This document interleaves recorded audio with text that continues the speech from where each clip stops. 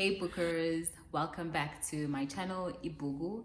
My name is Ntombi for anybody who is new here, and if you are new, come on, do the right thing, subscribe to my channel, hit the like button, comment below, let me know what you think, check out all my other videos, and if you want to get to know me better, there is a video for that, right? So check it out, see what IBHUKU is all about. But today we're gonna get into a book review, and yeah, let's jump into it. Guys, I have a newfound appreciation for historical fiction, and so obviously the book that I'm going to talk about today is all about that. It is Little Sons by Zakes. This is actually my first read of Zakes' work. I know, he's just like a legendary South African author, and this is the first time I'm picking up one of his books. Shameful, but I did it. And I'm glad that I did eventually. I enjoyed this read. Like I said, this is a historical fiction. For those who want to know, it's about 260 pages long. Well worth the read, well worth the time. It is a beautiful story, very enchanting. There's something beautiful about placing characters in environments the reader can pin to history or further research. Although I do understand that not everybody who picks up this book will appreciate that. But I'm very grateful that this read resonated with me in that way. I'm quite curious. I like researching things when I read about them. So reading about Hamilton Hope's death and you know, how that came about during colonial times was quite interesting for me, and it really made me appreciate this book a bit more. I was very impressed by the depth of research that probably went into writing this book. I mean, you almost question history, you almost question what you know about it. And in anything, I think you'll just learn more about how things might have happened back in the day. So I really appreciated that about this book. The fiction in this book comes in when the love story about uMalangana and uMthwakazi really starts being unveiled. It's an enchanting journey of Malangana searching for his true love while really being faced with challenges of displacement during the war, displacement as the British colonies took over different tribes in different areas, and literally having the world change in front of you as you age, right? So needless to say, it's a rich storyline, it's complex in its own right, and once you get in it, you really just want to read more about it, and that's what I found. I couldn't put this book down once I picked it up. So I think for a historical read, it is really captivating, it is really grabbing, and by the time I hit the middle of the book, I was really like, when are we finding this person?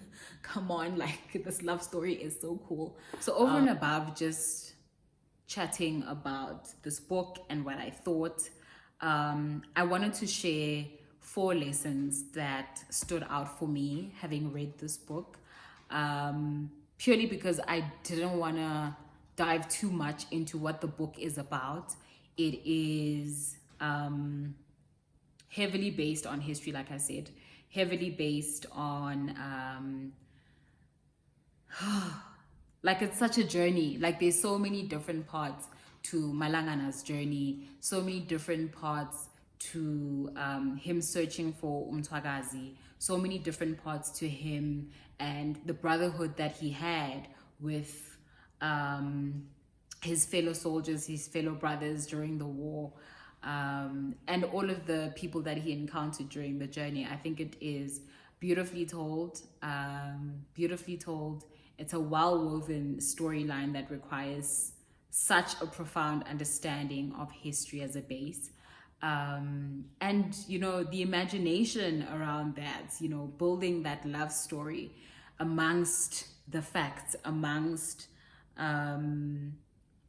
the way history is said to have played out. I think that really makes the book quite magical and unforgettable. So anyways, the 4 lessons that I want to share with you guys. Firstly, I think for me, what really stood out was the idea of perseverance, withstanding any trials. Like Malangana's perseverance to really find Umtwagazi. He was dead set on finding this woman. It didn't matter whether it was him walking by day, walking by night. It didn't matter whether it was him staying in some stranger's house, to really start pinpointing her track and where she went from town to town. He really wanted to find this woman, irregardless of what people may have said, may have thought, and how they may have received him during his journey. He was really like, listen, I'm gonna find Umtwagazi, and I found that really, really poignant during the story. My second lesson is really just about love. Just love, for goodness sakes. Like, it really can become the most eventful, most interesting, most life-changing journey you'll ever take in your life. And through Malangana's journey, through Mtwagazi's journey, the memories that they'd made, memories that they'd shared, and the love that they had, I think brought that forward for me, that love can actually be a life-changing thing, right? If done right. Well, I suppose if it's done wrong as well, you can learn from it, but just love, guys. Love, love, love, love, love, love. The third lesson for me kind of links back to the perseverance part, and it really talks about how what comes next can only be guided by a trying spirit. So you really just need to try, not give up, push on, to really find out what will happen next, to really find out what will change in your life. But if you stay in the same spot, if you stay in the same place, you may not reach or achieve your goals, plainly put. So keep trying. Lesson number 4 is about how historical problems can really transcend generations. Like, we've heard of generational curses, generational privilege, generational, you name it, right?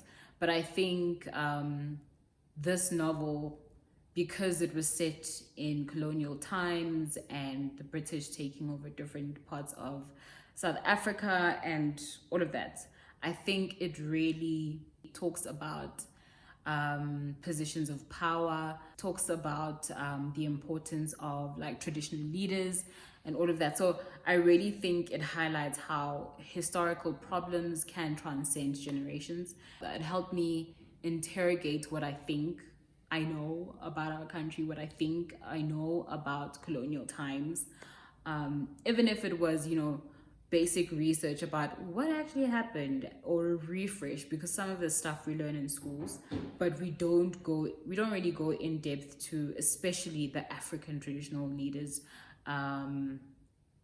especially like our traditional leaders. We don't really dive into that in school, unless I have forgotten a huge part of our history lessons.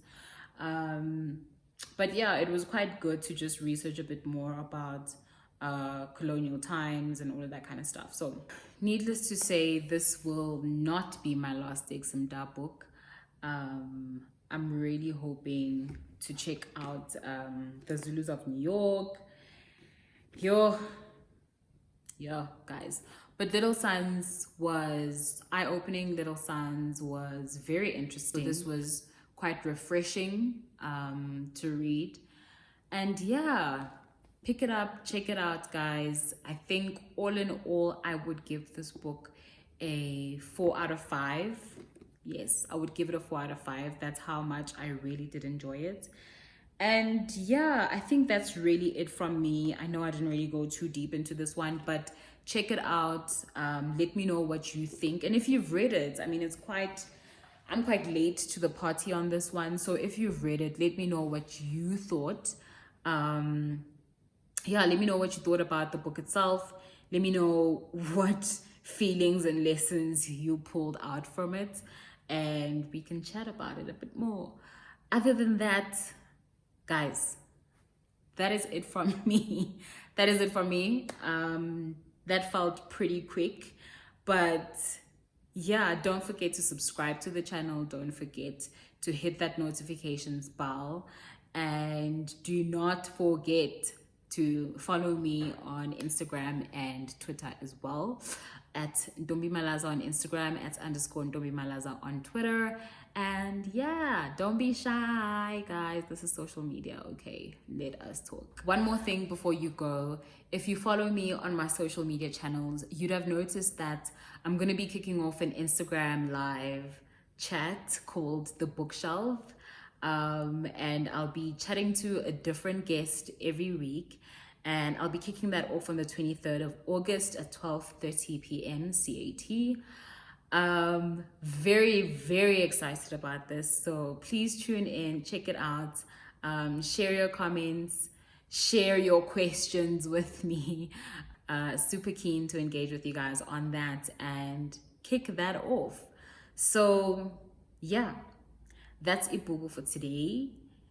Thank you, thank you, thank you, thank you. And this is goodbye until next time. Cheers.